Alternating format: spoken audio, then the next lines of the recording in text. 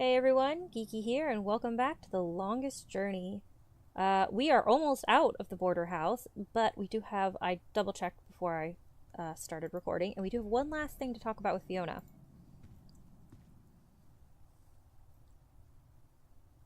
Hi. Hello, darling. Can I ask, I don't mind. where did you find my ring? Under the sofa, darling. It must have slipped off your finger while you were watching a movie or something. That's strange, because I've been keeping it in a box in my room.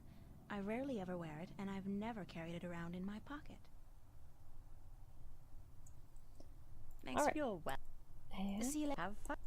We are done in the border house. We're gonna finally head outside and see what the grander world looks like.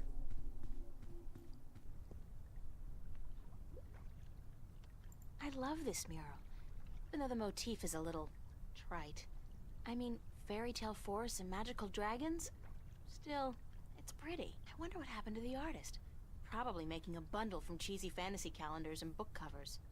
I mean, okay, how do you not love her? Look how unself-aware she is. Or hypocritical, I guess one or the other might be possible. A little bit of both. I mean, she just sat there and had a dream about a talking dragon telling her that she was going to be special and wonderful, and then she gets out here and looks at this. Let's be honest, it's pretty gorgeous artwork, and it's like, oh, it's so trite. It's so, like, it's like, April, get your head out of your ass. I love you, but come on. It's a pretty mural. I mean, she doesn't admit it's pretty, but it's hilarious. Hey, wow! I can see right into the common room. That's amazing. What I really enjoy about little things like this is, well, one thing, it's funny. It's snarky, and I adore snarky, which is why April is hands down one of my most favorite characters of all time. But more than that, it's a statement on adventure games themselves, which, you know, when you have someone poking fun at stuff, a lot of the time it comes from a place of, I think this is really stupid, I don't like it. But on rare occasions, it's from a place of, I love this particular genre or trope, but I acknowledge that there are ridiculous aspects of it. So I'm going to poke it, but I'm going to poke it with love and point out these ridiculous aspects. And let's, as veterans of enjoying this particular trope or genre, let's laugh at it together. And that's what's going on right here. I don't know how many of you have played adventure games, but I guess old school adventure games is probably the better way to do it, because there's a whole brand of adventure games that are very different. But point and click adventure games, the entire purpose was you pointed and you clicked, and you'd often have them looking at things that in real life no one would look at or pay attention to. And I enjoy that the writers, I don't know if there's more than one writer credited, but there's no way that only one person wrote this. They might have been just one writer credited because maybe he did the most amount of the writing, but there's no way it was just him. So I'm going to say writers. The creator is credited as Ragnar Turnquist, which, I mean, creator is a whole completely different thing than necessarily a writer is. You can create something and not actually write it. Like, I believe, like Kill Bill is a good example. Kill Bill is written by, I believe it's credited just to Quentin Tarantino, although I could be wrong. But if you look at the credit, it says it's based on characters made by Q and U. And U is actually short for Uma Thurman. It was Uma Thurman and Quentin Tarantino, when he was making Pulp Fiction, would talk about this story they had and this idea for this bride character. And that's what Kill Bill is based off of. So, I mean, you can have the idea for a story. It doesn't necessarily mean you write it all by yourself. Sorry, little random Kill Bill history fun right there. Fun trivia. But going back before I got distracted, it's fun having conversations with me, isn't it? There's a certain amount of loving fun being poked at adventure games here, because you have characters looking at weird things they wouldn't normally look at, and most adventure games, you just kind of had to roll with it. It was never pointed out how ridiculous it was, or maybe they'd point it out, or, like, you just had to go with it. It was the convention of the game. You had to just, willing suspension of disbelief. You just had to accept the fact that people would be walking around randomly commenting on things. But this one has a lot of fun with it. April Hey, says, wow, I can see right into the common room. That's amazing. the writers had a lot of fun pointing out, saying, there's no reason for you to look here. We know you have to look here in case maybe there is a reason, but let's be honest, there's no real reason for you to look here at all. So let's have some fun with it. And so they have a lot of fun. They like to poke fun at very obvious things that there's no reason for you to look at, but you look at it because it's an option. The shades are drawn. Like this one. The shades are drawn. Oh. The alarm is active, but it can't be very effective with the doors wide open like that. Still, there's always somebody around, so I guess we're safe. 2 notes. 1, this brickwork is so beautiful. I love it so much. 2, I really like this whole open doorway thing because it's very college to me. I don't see it anywhere else. I don't see it in my neighborhood. Even when we have a block party, I don't see this open door idea. And even on Halloween, I don't see it. Well, largely because up here in Chicago, it's very cold on Halloween, and you do not want to leave your door open and all your heat get out. But I think it's a very college aspect. It's something I saw a lot at college. Dorm rooms would be left open for people to feel free to come in. If there was parties going on, a lot of times there would be parties going on in multiple dorm rooms. And it was technically one big party, but between multiple dorm rooms. And when I lived with Mr. Geeky for a while, when he was in college, there'd be house parties, and the house door would just stay open all the time because people were going in and out so much. And it's a very college element that I'm really glad they incorporated here because it gives it a college feel without it being very obviously college. The alarm is active.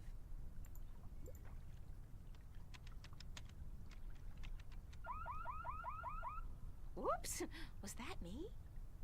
Why are you messing with the alarm, April? No, I think I'll leave that alone. Besides the fact that I'm making you. Rust is the very definition of Venetian architecture. Think of San Francisco without the hills, Paris without the cafes. Venice wouldn't be the same without the rust. It would be better, not the same. April Ryan, you have got to get past yourself. It's a rusty thingy. But this, again, poking gentle, good-humored fun at the fact that sometimes you'd have people look at things and they'd magically, in adventure games, they'd magically know the name of it, even though who knows the name of that? And in this one, it's we don't know what the fuck that is, even though we drew it. I mean, who in real life would? So let's just call it a thingy and get it over with.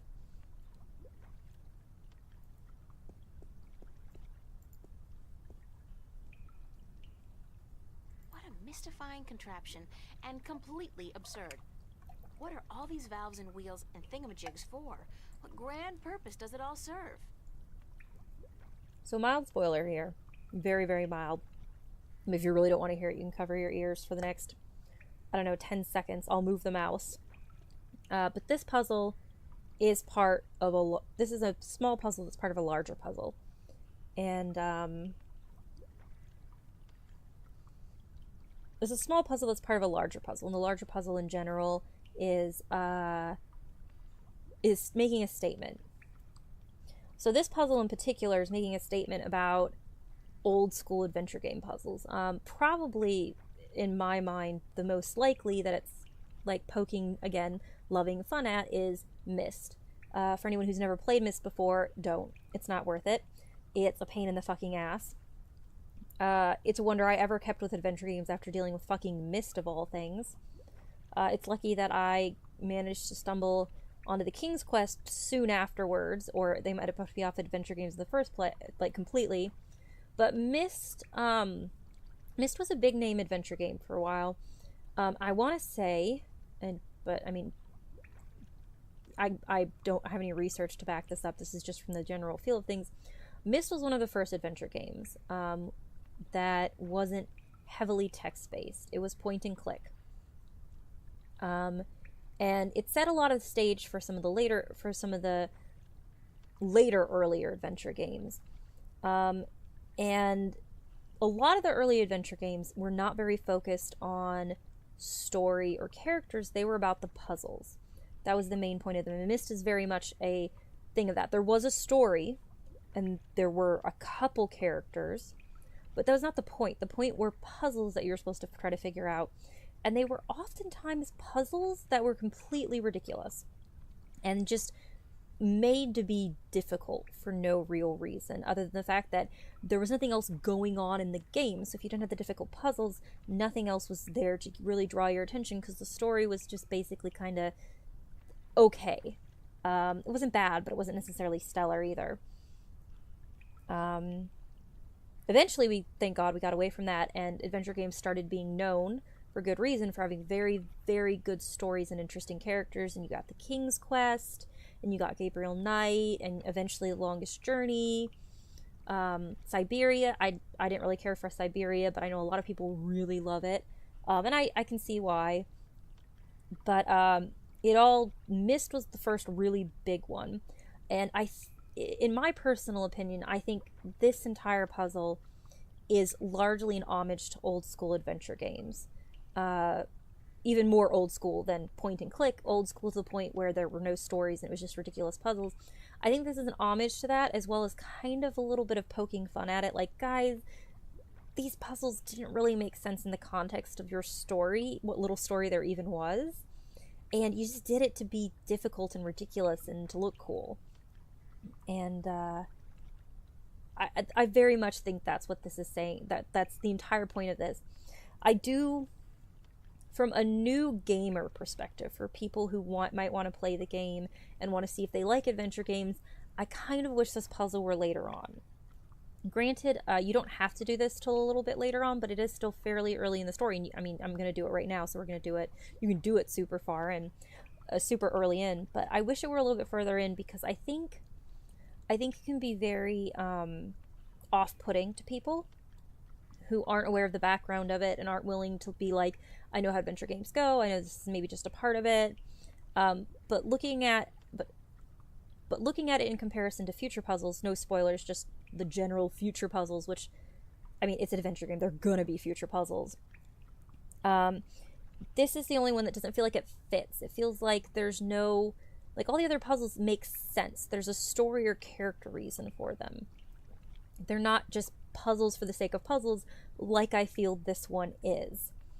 And again, I think that's on purpose. I think they're trying to do an homage and also poke fun a little bit at what Myst and those other more puzzle heavy adventure games used to be. But this early on, I think it's off-putting to a lot of new players.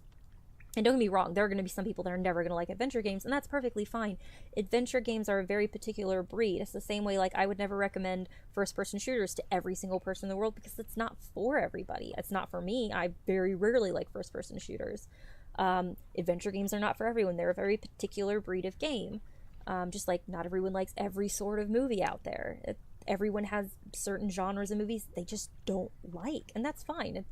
There's nothing for or against saying that you're a bad person if you like this or you don't like that. But it's off-putting, I feel, for people who maybe would get into adventure games to run into this first thing. And I feel like that's... I feel bad that that's there. But at the same time, I also understand why it's done so early. Because the rest of the puzzles, I do feel, flow very well. Very, very well in the game. And thinking in the future, I can't think of a single puzzle, and I could just not be remembering it, but I can't think of a single puzzle that feels as out of place as this does later on once you've done more puzzles. This feels very out of place. I can't think of any other puzzles that feel like that. So I think if this had been done later on, I think it would have been very jarring and would have broken the immersion, because at that point you would have been used to the way Longest Journey did things. You would have been used to them doing things a specific way. By not doing things a specific way, you're not aware of how different this is until later, and so it's not jarring for older players, other than the fact that it's one of those puzzles that older players were more than happy to get away from once storylines started taking a bit more precedence. But I say that, but I mean, I'm giving Myst a lot of shit, but even the story ones, sometimes you'd come up with these puzzles and you'd be like, you writers, you are fucking assholes. Like, Oh, there's this one in King's Quest, I want to say 6, the one with the prince gets washed up on shore and these 7 dwarves greet him, and you have to go and give the 7 dwarves different items in order to keep them from killing you.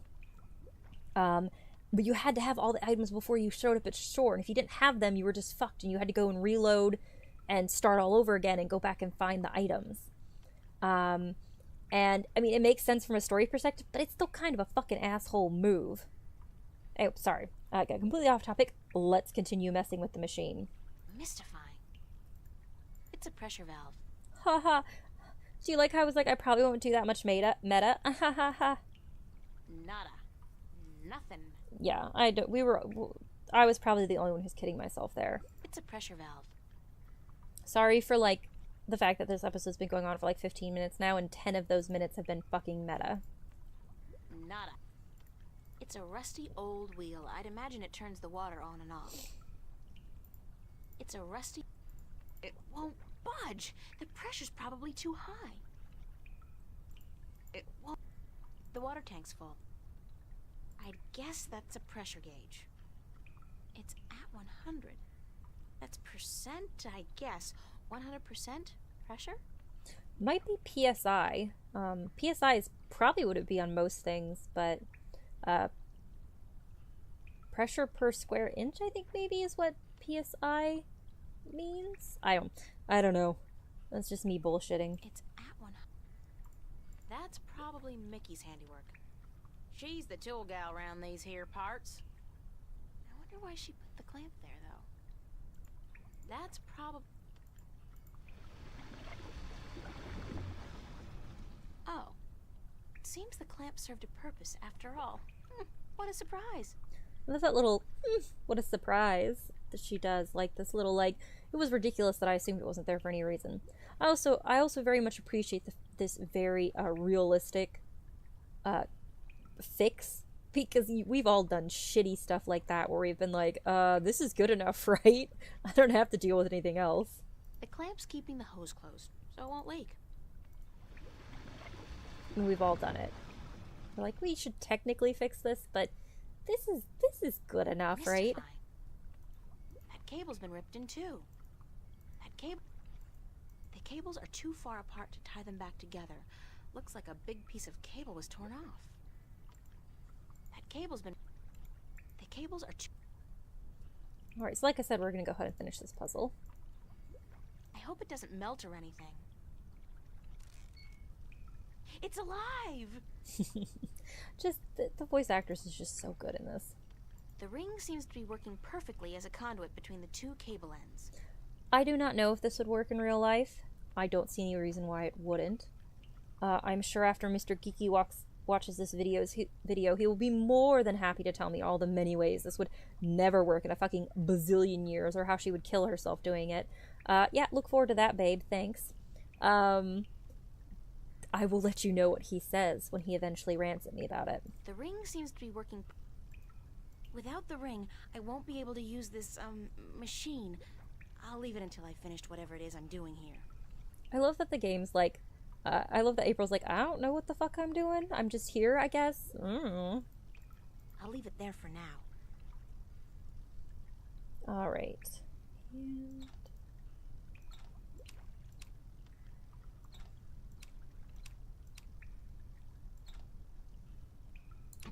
ta-da! I'm gonna fess up right now. I actually did that earlier, but then I messed up the recording, and so I had to do it all over again. So it took me a little bit longer earlier. I'm not actually that good. It won't... It's a pressure...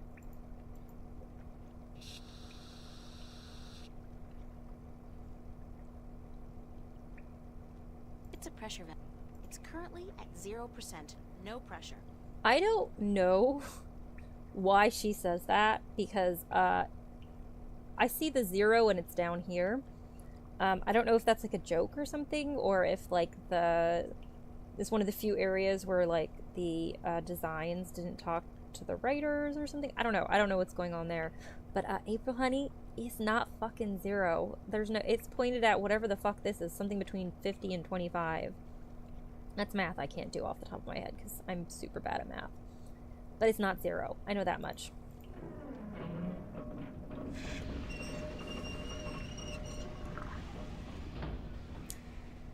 It's a rusty old... That sounded as horrible as I think it would in real life, so kudos. Kudos sound, people. The tank's empty. The clamps keep... Now I got a clamp. Clamp, bitches. It's a clamp. Ooh, fancy. The ring seems to be working perfectly as a conduit between the 2 cable ends. I'm not leaving my gold ring. Somebody's going to have to replace that cable eventually. That's also what she says if you just try to leave without taking the ring. She gets very mad at you for trying to leave. Mystifying. That cable's been ripped in 2. The cables are too... Can I, like, add it back in? I've never actually tried this before. No. They're like, why would you do that? That's just silly.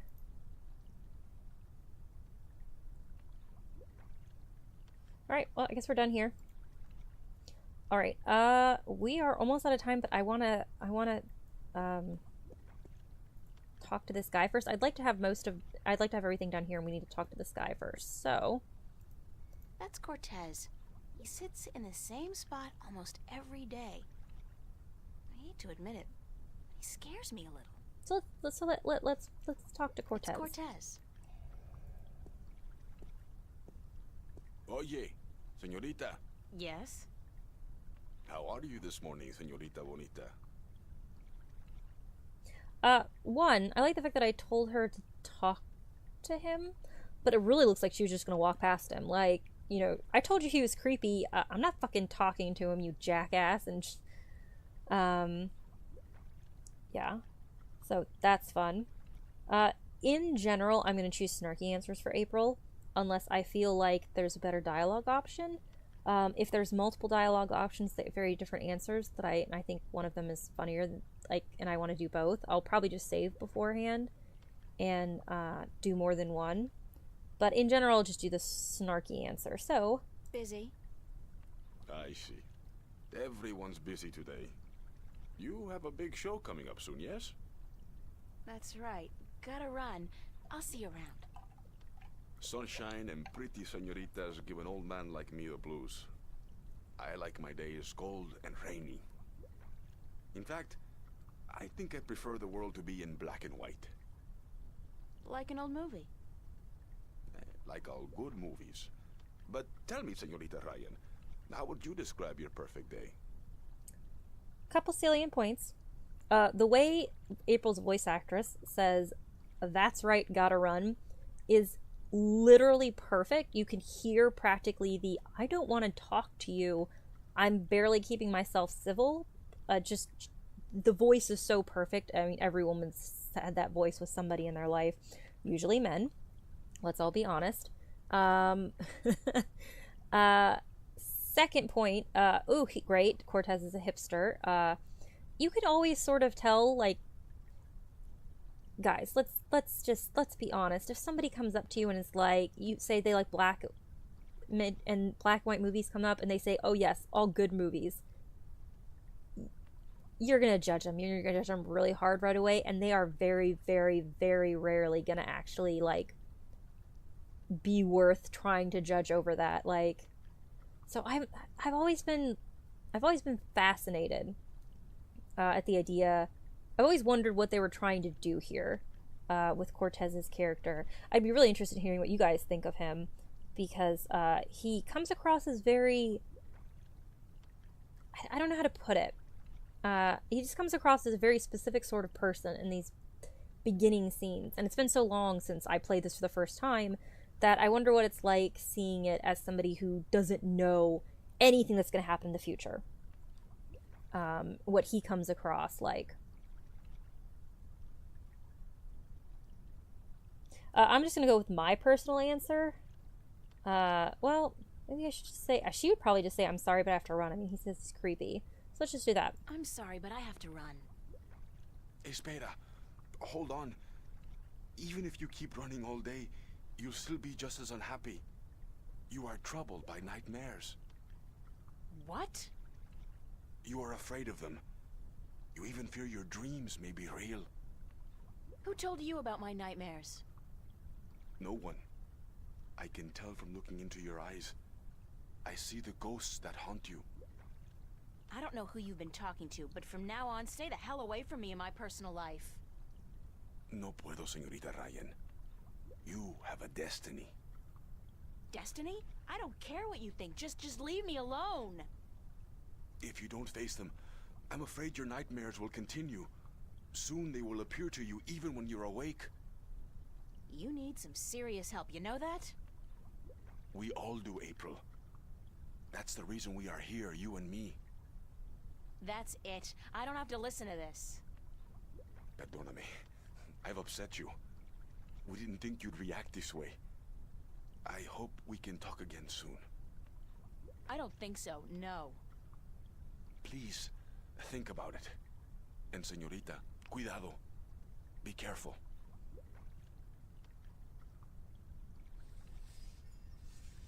I have a lot of feelings about this conversation.